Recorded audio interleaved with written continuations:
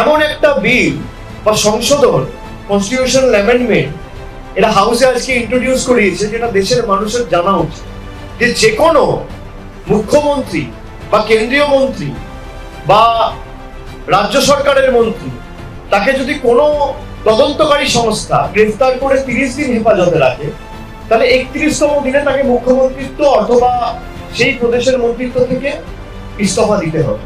মানে আমি আমার আত্মপক্ষের সমর্থনের টাইমটুকুও পাবো না। তাহলে তো ভারতবর্ষে কোর্টের কোনো দরকার নেই। Special court, session court, high court, supreme court, এটা কার্যত বুড়ো আঙ্গুল দেখানো জুডিশিয়ারির অথরিটিকে আন্ডারমাইন করা। একটা লোককে যদি পলিটিক্যালি অ্যারেস্ট করে, তাকে তো আত্মপক্ষ সমর্থনের টাইমটুকু দিতে হবে।